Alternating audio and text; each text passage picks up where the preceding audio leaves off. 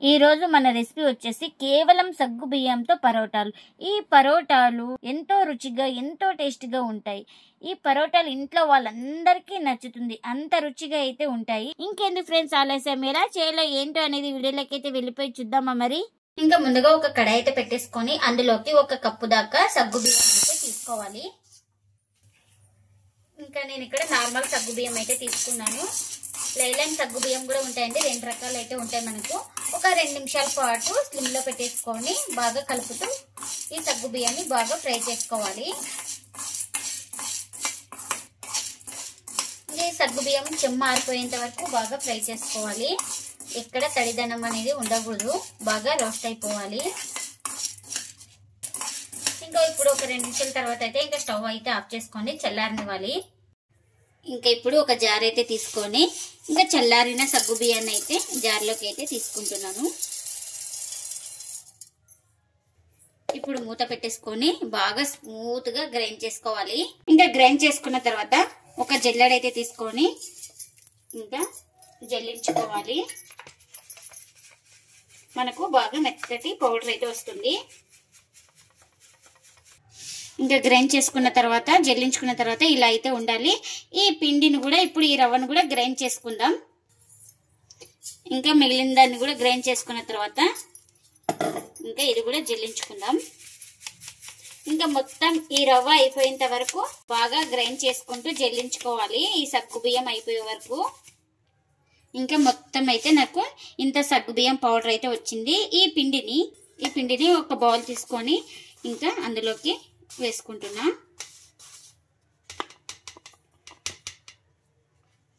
పిండి ఇలా బాగా నైస్ గా ఉండాలి.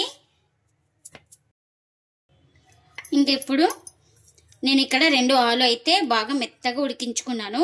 ఈ ఆలుని ఇందులోకి వేసుకుందాం. ఈ సగ్గు బియ్యం పౌడర్లోకి ఇలా స్మాష్ చేసుకుంటూ ఇలా వేసుకోవాలి. ఎక్కడ ఉండాలి లేకుండా ఈ సగ్గుబియ్యం పౌడర్లో మిక్స్ అయిపోయేటట్టు బాగా కలిపేసుకోవాలి. ఇలా బాగా చేతితోనే స్మాష్ చేసుకుంటే సరిపోతుంది, బాగా మెత్తగా ఉడికిస్తే. ఇంకా మీ ఇంట్లో స్మాషర్ ఉంటే స్మాషర్తో అయితే ఇలా బాగా మెత్తగా చేసుకోవచ్చు.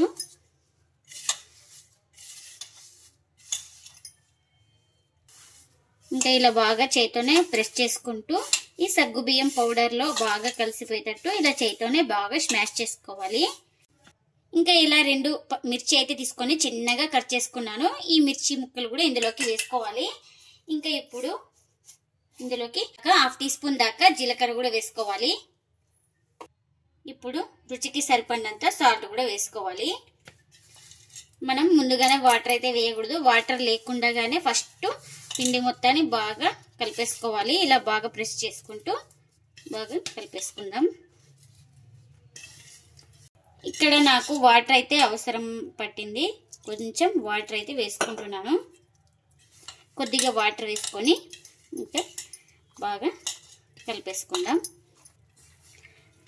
మనకు చపాతీ పిండి ఎలా ఉంటుందో సేమ్ అలా కలిపేసుకోవాలి.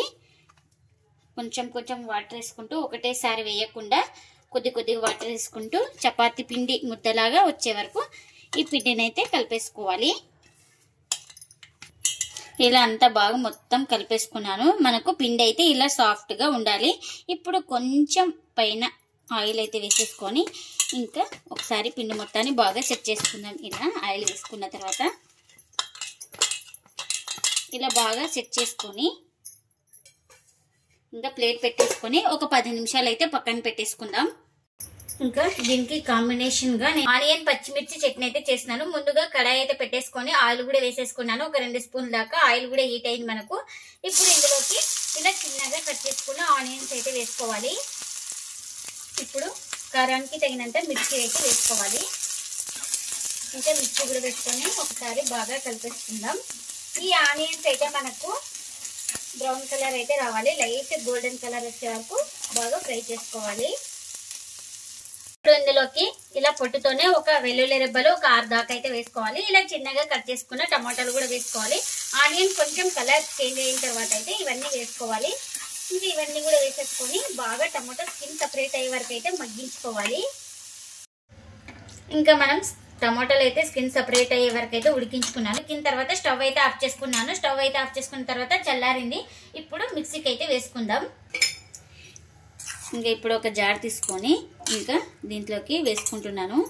చల్లారిన తర్వాత ఇప్పుడు ఇందులోకి ఒక 2 రెమ్మల దాకా కరివేపాకు అయితే తీసుకున్నాను. ఇంకా రుచికి తగినంత సాల్ట్ కూడా వేసుకోవాలి. ఇంకా సాల్ట్ కూడా వేసేసుకొని ఇంకా మూత అయితే పెట్టేసుకొని గ్రైండ్ చేసుకోవాలి. ఇంకా గ్రైండ్ చేసుకున్న తర్వాత ఒక బౌల్ తీసుకొని ఇంకా దాంట్లోకి అయితే ఈ ఆనియన్ పచ్చిమిర్చి చట్నీని అయితే తీసుకుంటున్నాను. మనకు చట్నీ అయితే రెడీ అయిపోయింది. ఇంకొక 10 నిమిషాల తర్వాత అయితే ఇంకా ఈ పిండిని ఇప్పుడు ఒకసారి ఇలా బాగా కలిపేసుకుందాం చేతోటి.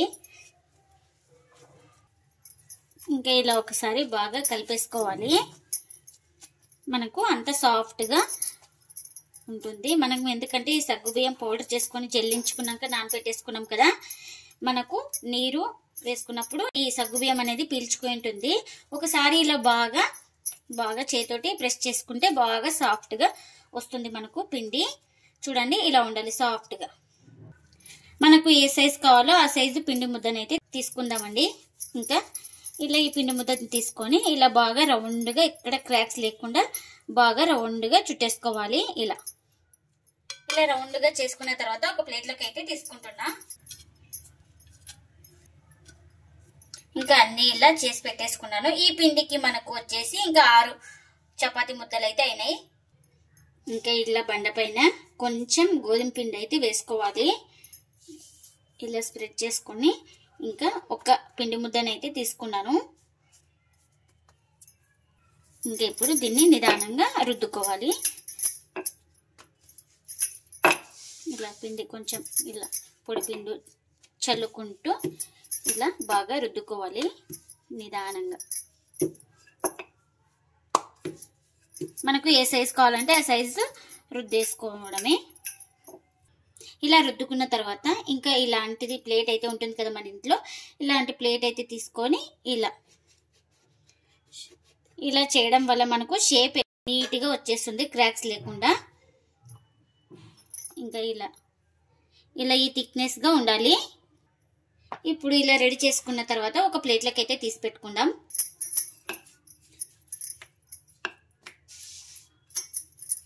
సేమ్ ఇంకా అలానే ఇంకొక పిండి ముద్దను తీసుకొని పొడి పిండి చల్లుకొని ఇలా రుద్దుకోవాలి.